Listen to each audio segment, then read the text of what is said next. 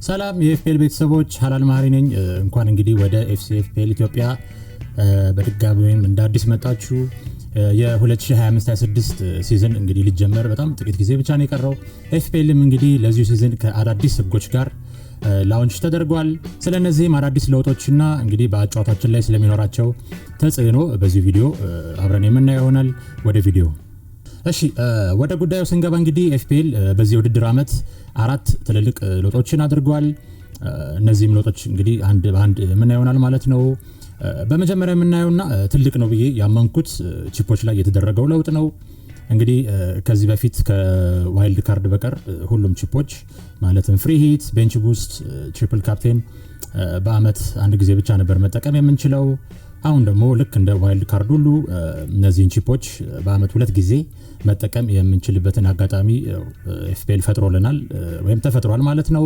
ተዘካራችሁ እንግዲህ ዋይልድ ካርድ ቺፕ ስንጠቀም የመጀመሪያውን ዋይልድ ካርድ ቺፕ ከሁለተኛው የጨዋታ ሳምንት አንስቶ እስከ 19ኛው የጨዋታ ሳምንት እንጠቀም ነበረ። ሁለተኛውን ደግሞ የዋይልድ ካርድ ቺፕ ከ20ኛው ሳምንት እስከ 38ኛው ሳምንት ድረስ መጠቀም ይኖርብን ነበር። አሁንም እንግዲህ እነዚህን ፍሪ ሂት፣ ቤንች ቡስት እና ትሪፕል ካፕቴን ቺፖች በተመሳሳይ መንገድ መጠቀም የምንችል ይሆናል ማለት ነው። በሁለቱ ሲዝኑን በሁለቱ ከፍሎ ማለት ነው። ይህም እንግዲህ በድምሩ በዚህ በአንድ ሲዝን ውስጥ 8 ጊዜ ቺፖቻችንን መጠቀም እንችላለን ማለት ነው።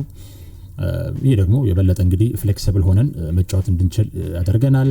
የበለጠ ደግሞ ፍሪ ሂት እና ቤንች ቡስት የግድ ደብል እና ብላንክ ጌም ዊክ መጠበቅ ሳይኖርብን በመጀመሪያ አጋማሽ በተመቸን ሳምንት መጠቀም እንችላለን ማለት ነው።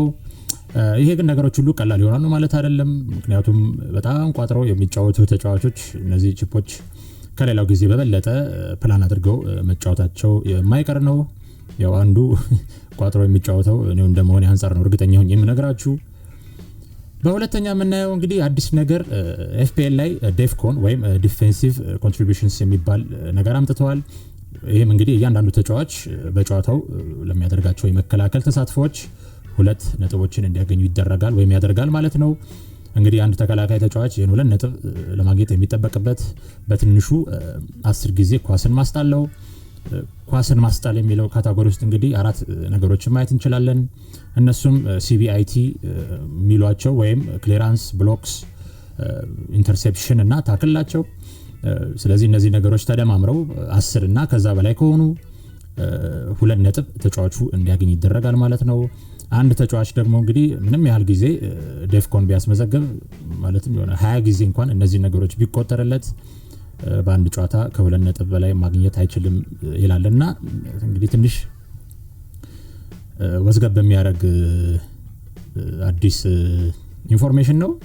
እሱ እንግዲህ ያየነው ኔዳልን ሲዝኑ ሲጀምር ለአማካዮችና አጥቂዎች ደግሞ ህግጋቶቹ አንድ ሆነው ከተከላካዮቹ የሚለያቸው ነገር ምንድነው? እንግዲህ 2 ነጥቡን ለማግኘት ከተከላካዮች 2 ጨምሮ ወይም ቅድም 10 ከነበረው አሁን 12 ጊዜ ዴፍኮን ማስመዝገብ ይኖርባቸዋል ማለት ነው።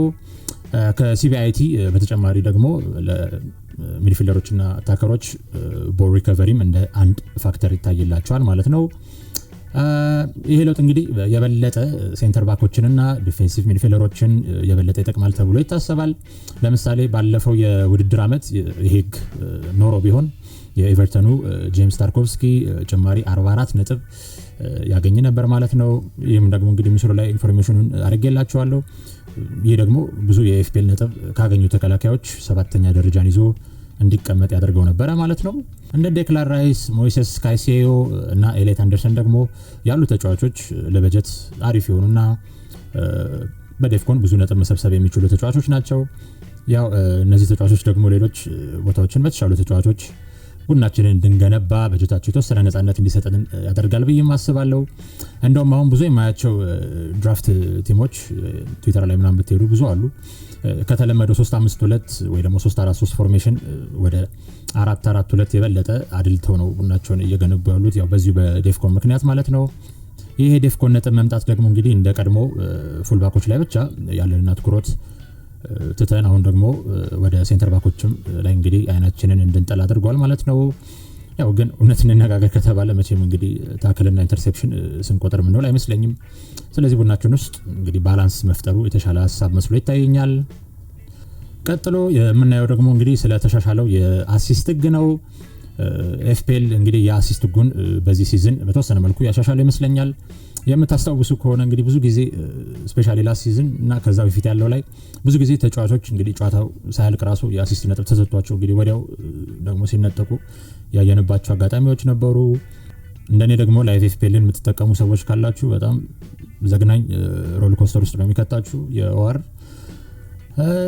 እንደውም ካልተሳሳትኩ አይ ቲንክ የዛሬ 2 ዓመት አካባቢ ይመስለኛል እንዲሁ ሶሊ ማርች በብዙ ሰው ካፕቴን በተደረገበት ሳምንት ላይ የአሲስት ነጥቡ መቀማቱ ብዙ የኤፍፒኤል ተጫዋቾችን አስቆጥቶ ነበረ። ከዚህ ለውጥ ደግሞ እንግዲህ ትልቁ አድቫንቴጅ ብለን ማየት የምንችለው በፔናልቲ ቦክስ ውስጥ የተደረገ ፓስ ወይም ክሮስ ተከላካይ ነክቶት ወይ ደግሞ ብሎክም ተደርጎ አቅጣጫ ቢቀየር ወይም አቅጣጫ ቢቀየር የኳሱ ጎሉ ከተቆጠረ እንግዲህ ለአቀባዩ አሲስት ሆኖ እንዲያዝለት ያደርጋል ማለት ነው። ያው እንግዲህም ጥሩ የሆነበት ምክንያት አብዛኛው ጊዜ አቅጣጫ መቀየርን ተከትሎ ነው እንግዲህ አሲስቶች ሲነጠቁ ስናይ የነበረው ማለት ነው። ዳታው እንደሚያሳየው ደግሞ እንግዲህ ህግ ባለፈው ዓመት ተተግብሮ ቢሆን እንግዲህ ጭማሪ 41 አሲስቶች ለተጫዋቾች ይሰጡ እንደነበረ ነው የሚያሳየው ማለት ነው። ሌላው ለውጥ ደግሞ እንግዲህ በዚህ ውድድር ዓመት ለሚኖረው የአፍኮን ወይም የአፍሪካ ዋንጫ እንግዲህ ያው ብዙ አፍሪካን ተጫዋቾች በፕሪሚየር ሊጉ ላይ አገልግሎት ስለማይሰጡና እንደ ሳላ ቦሞ የመሳሰሉ ተጫዋቾች ደግሞ እንግዲህ ኤፍፒኤል ላይ በጣም ብዙ ግልጋሎት የሚሰጡና እንግዲህ ተፈላጊ እንደመሆናቸው አንፃር እነዚህ ተጫዋቾችን ከቡድናችን አስወጥተን እንግዲህ በሌሎች ተጫዋቾች መተካት ስለሚኖርብን ኤፍፒኤል እንግዲህ ይህንን በማስመልከት 16ኛው ሳምንት ላይ 5 ነፃ ዝውውሮች ለሁሉም ኤፍፒኤል ተጫዋቾች እንደሚሰጥ አሳውቀዋል። ይህ እንግዲህ በጎም የሆነው እንዲሁ የነፃ ዝውውሮችን በጊዜው ማብዛት ከቻለን ወይም በጊዜው ስላችሁ በ15ኛው ሳምንት አካባቢ 3-4 ፍሪ ትራንስፈሮች እንግዲህ ሴቭ ማድረግ ከቻለን ያው እንደ ሚኒ ዋይልድ ካርድ አድርገን ማሰብም መጠቀምም እንችላለን ማለት ነው። እሱ ማድረግ ከቻለን ደግሞ እንግዲህ የዋይልድ ካርድ ቺፓችንን ከ16ኛው ሳምንት በፊት መጠቀም እንድንችል የበለጠ ነፃነትና አድቫንቴጅ የሚሰጠን ይሆናል ማለት ነው። ሌላው እንደ መረጃ እንግዲህ ለእናንተ ለማቅረብ ያህል ያለው አዲስ ነገር እንግዲህ ወደ 11 የሚሆኑ ተጫዋቾች የቦታ መስተካከል ወይም እንግዲህ ለውጥ ተደርጎባቸዋል። እዚህ እንግዲህ ምስሉ ላይ የምታዩቸው ተጫዋቾች በሙሉ እንግዲህ ይሄ ለውጥ የተደረገባቸው ተጫዋቾች ናቸው።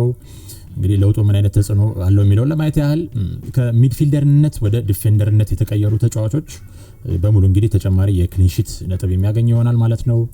እንዲሁ ደግሞ እንደ ኩኛ እና ጋክፖ የመሳሰሉ አጥቂዎች ደግሞ ወደ ሚድፊልደርነት መቀየራቸው ጎል ባስቆጠሩ ቁጥር ተጨማሪ 1 ነጥብ የሚኖራቸው ይሆናል ማለት ነው። ያው እንደምናውቀው ከፎርዋርዶች ሚድፊልደር ሲያገቡ 1 ተጨማሪ ነጥብ ይኖራቸዋል። እንዲሁም ደግሞ ተጨማሪ የክሊንሺት ነጥብ የሚያገኝ ይሆናል ማለት ነው። እንግዲህ ከዚህ ዝርዝር ብቸኛ ዳውንግሬድ የተደረገ ተጫዋች ጃሬድ ቦወን ነው። ከነኩኛ በተቃራኒ መልኩ እንግዲህ ከሚያገባው ጎል ላይ እንግዲህ 1 ነጥብ ይቀነስበታል ማለት ነው። እንዲሁም ደግሞ ሚድፊልደር እያለ ከሚያገኘው የክሊንሺት ነጥብም የሚፋታ ይሆናል ማለት ነው። እንግዲህ ውድ ቤተሰቦቼ ኤፍፒኤል በዚህ ሲዝን ጨመራቸው አዲስ ነገሮች እነዚህ ናቸው። በተሻለ መጠን እንግዲህ አሳጥሬ ለእናንተ ለማቅረብ ሞክሬያለሁ። እንግዲህ ተጨማሪ ቺፖች አፍኮን ተጨማሪ ዝውውሮች እንግዲህ ጨዋታውን የበለጠ ኤክሳይቲንግ እንዲሆን ያደርጉታል ብዬ ማስባለሁ።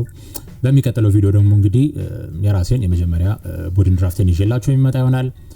ስለነዚህ አዳዲስ ለውጦች እንግዲህ ያላችሁን አስተያየት ወይም ጥያቄ ካላችሁ ከስር ኮሜንት ላይ መጠየቅ ወይም አስተያየታችሁ ማስቀመጥ ትችላላችሁ። ቪዲዮ ከተመቻችሁ ደግሞ እንግዲህ ላይክ፣ ሰብስክራይብ በማድረግ ቤተሰባችን መሆን ትችላላችሁ። በተረፈ ስለተከታተላችሁን እጅግ አድርጌ አመሰግናለሁ።